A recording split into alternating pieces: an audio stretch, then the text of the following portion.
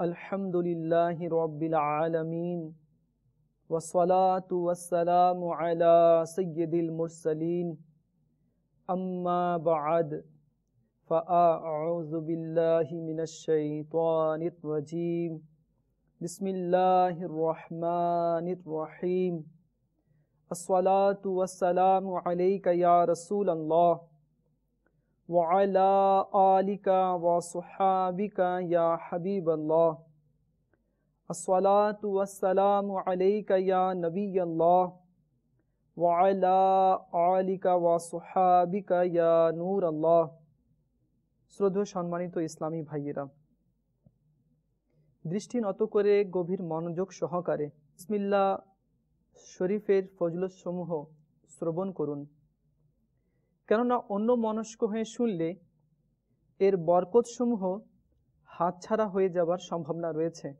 রহমতে আলম নূরে মুজাসসম সাহেব বনি আদম শফিয়ে উমম রসুল আকরম সাল্লাল্লাহু তাআলা আলাইহি ওয়া আলিহি ওয়াসাল্লাম এর শাফাতের বড় প্রমাণময় বাণী হচ্ছে, যে ব্যক্তি আমার উপর দুরূদ শরীফ পড়বে আমি তার জন্য কিয়ামতের দিনে সুপারিশ করব।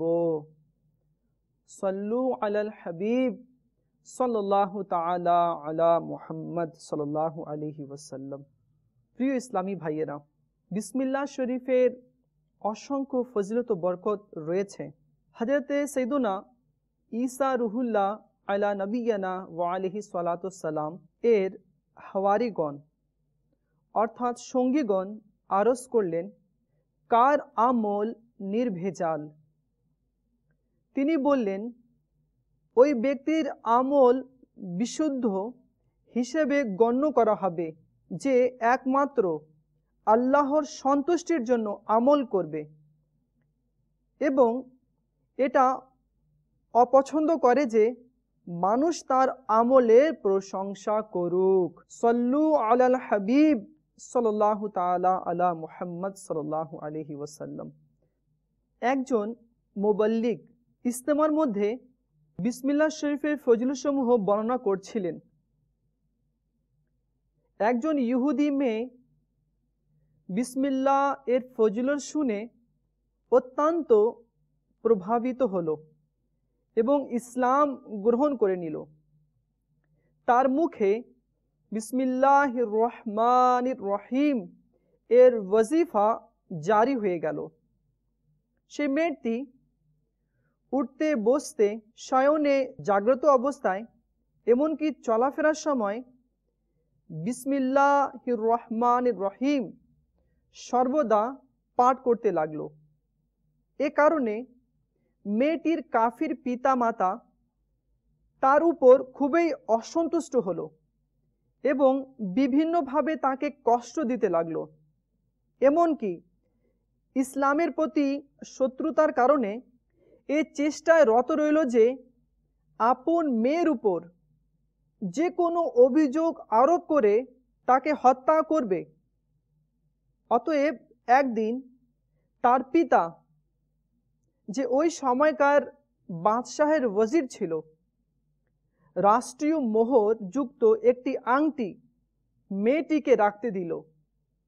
সে মেয়েটি বিসমিল্লাহ বলে তা নিয়ে নিল এবং বিসমিল্লাহ পড়ে পকেটে রেখে দিল। রাতে যখন সে ঘুমিয়ে পড়ল তখন তার পিতা পকেট থেকে তা নিয়ে নদীতে ফেলে দিল। সাথে সাথে একটি মাছ তা গিলে ফেলল। সকালে একজন জেলে ওই নদীতে জাল নিক্ষেপ করলে ঘটনাক্রমে ওই মাছটি জালে ধরা পড়ল।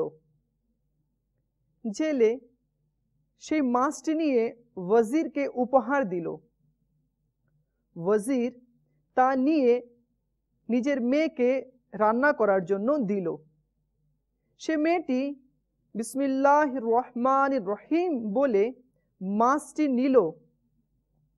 যখন বিসমিল্লাহির রহমানির রহিম বলে মাছটির পেট কাটল তখন তা থেকে ওই আংটিটি বের হয়ে আসলো।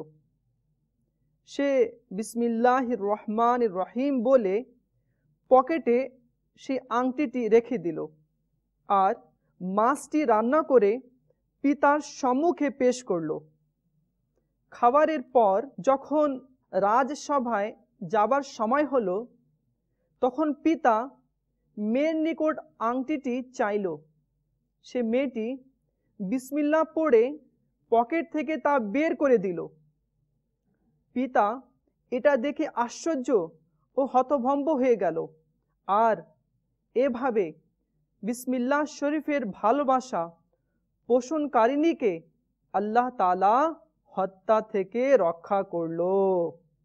আল্লাহ তাআলা রহমত তার উপরে বর্ষিত হোক এবং তার সদকায় আমাদের ক্ষমা হোক। বিসমিল্লাহির রহমানির রহিম লিখার মহান সওয়াব পাওয়ার জন্য সম্ভব হলে কখনো কখনো ওযু অবস্থায় সুন্দর অক্ষরে কাগজ ইত্যাদিতে বিসমিল্লাহির রহমানির রহিম লিখুন, কিন্তু বেআদবিপূর্ণ স্থানে কখনো লিখবেন না। দেওয়ালেও পবিত্র আয়াতগুলো বা বাক্যসমূহ লিখবেন না, কেননা লিখার অংশগুলো ধীরে ধীরে ঝরে মাটিতে পড়বে। অতএব মসজিদেও এই আদবের প্রতি লক্ষ্য রাখুন। আর জমিনের উপর লিখার ব্যাপারে তো আমাদের প্রিয় নবী সাল্লাল্লাহু আলাইহি ওয়াসাল্লাম সম্পূর্ণরূপে নিষেধ করেছেন। যেমন হুজুর নূর সাল্লাল্লাহু তাআলা আলাইহি ওয়াসাল্লাম একদিন এক জায়গা দিয়ে তশরিফ নিয়ে যাচ্ছিলেন। জমিনের উপর কিছু লেখা ছিল।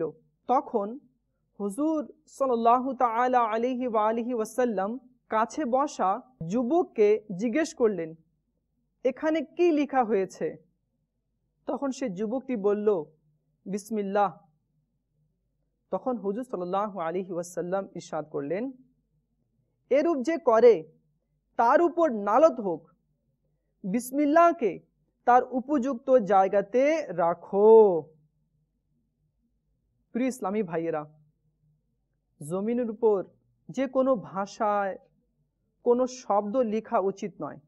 অনেক সময় অনেকেই মনে করেন ইংরেজি ভাষার আদব রক্ষা করার প্রয়োজন নেই। এটা তাদের সম্পূর্ণ ভুল ধারণা। চিন্তা করে দেখুন, যদি ইংরেজিতে আল্লাহ লেখা থাকে তাহলে কি আপনি এর সম্পূর্ণ সম্মান প্রদর্শন করবেন কিনা? নিশ্চয়ই করবেন। এমনকি যদি অসম্মানের নিয়তে এর উপর পা রাখেন বা পথ দলিত করেন তাহলে কাফির হয়ে যাবেন। ইংরেজি সহ পৃথিবীর প্রত্যেক ভাষার অক্ষরের সম্মান করা উচিত।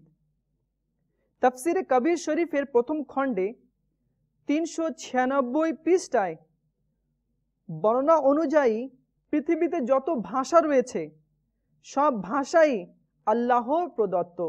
প্রকাশ থাকে যে জমিনের উপর যে কোনো ভাষাতে লেখা নিশ্চয়ই অসম্মানজনক। আজকাল তো ট্রাফিক পুলিশের পক্ষ থেকে পথ প্রদর্শনের জন্য সড়ক সমূহের উপর অনেক লিখনি দৃষ্টিগোচর হয়ে থাকে। এটা ভুল পদ্ধতি। যদি এমন হতো যে এর পরিবর্তে বিভিন্ন রং এর মাধ্যমে বিভিন্ন চিহ্ন দ্বারা এই কাজটি করা হতো।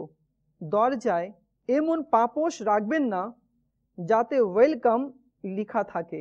আফসোস, আজকাল অক্ষরসমূহের আদব করা প্রায় অসম্ভব হয়ে পড়েছে। সাধারণত বিছানার চাদরে ফোম এর গদির কভারের উপর কোম্পানি অথবা ডেকোরেশনের নাম লেখা থাকে। কমেটের উপর, স্যান্ডেল বা জুতোর ভিতরের অংশে বরং তলায় এবং কাপড়ের কিনারায় প্রস্তুতকারী প্রতিষ্ঠানের নাম ইত্যাদি লেখা থাকে।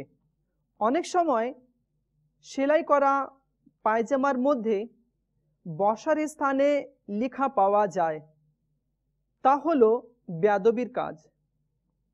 বরং সবচেয়ে বেয়াদবিমূলক কাজ হচ্ছে লাল ইট ও ফ্লোর টাইলস এর লিখা।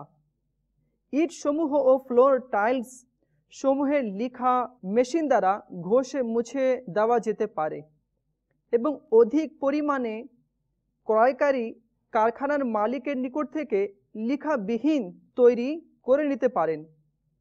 কিন্তু এত কষ্ট সহ্য করার মতো আদব করার মাদিনী জেহেন কিভাবে সৃষ্টি হবে? কিন্তু আল্লাহ প্রদত্ত শক্তি দ্বারা সব কিছু সম্ভব। একদা বাবুল মদিনা করাচিতে মাটির উপর রাখা একটি ইটের উপর লিখা দেখে সাগে মদিনা উফিয়া আনহু এর অন্তর অস্থির হয়ে গেল। তাতে ওমর লিখা ছিল, ইট গোসলখানা, পায়খানা সহ প্রত্যেক জায়গার দেওয়াল ও মেঝেতে ব্যবহার হয়। আলহামদুলিল্লাহ, তবলিগ, কোরআন ও সুন্নাত প্রচারের বিশ্বব্যাপী অরাজনৈতিক দিনী সংগঠন দাওয়াত ইসলামীর সুবাসিত মাদিনী পরিবেশে অসংখ্য সুন্নাত শিক্ষা অর্জন এবং সুন্নাত শিক্ষা প্রদান করা হয়। প্রত্যেক বৃহস্পতিবারে আপনাদের শহরে দাওয়াত ইসলামীর পক্ষ হতে যে ইজতেমা হয়, সেই ইজতেমায় অংশগ্রহণ করার এবং সারা রাত তাতে অতিবাহিত করার মাদিনী অনুরোধ রইল। আশিকানে রসুলদের সুন্নত প্রশিক্ষণের জন্য মাদিনী কাফলায় সফর এবং প্রতিদিন ফিকরে মদিনা করার মাধ্যমে প্রত্যেক মাসের নিজ জিম্মেদারের নিকট জমা করানোর মাদিনী অনুরোধ রইল। ইনশাআল্লাহ সুবহানাল এতে গুনাহের প্রতি ঘৃণা, সুন্নাতের অনুসরণ এবং ঈমান হেফাজতের মন মানসিকতা সৃষ্টি হবে। সকলে মিলে নিজের এই মাদিনী জেহেন তৈরি করে নিন কি আমাকে নিজের এবং সারা দুনিয়ার মানুষের সংশোধনের চেষ্টা করতে হবে ইনশাআল্লাহ। নিজের সংশোধনের জন্য মাদিনী নামাতের উপরে আমল এবং সারা দুনিয়ার মানুষের সংশোধনের জন্য মাদিনী কাফলায় সফর করতে হবে। अल्लाह करम ऐसा करे तुझ पे जहां में ए दावत इस्लामी तेरी धूम मची हो। सल्लु अलल हबीब सल्लल्लाहु ताला अला मुहम्मद सल्लल्लाहु अलैहि वसल्लम।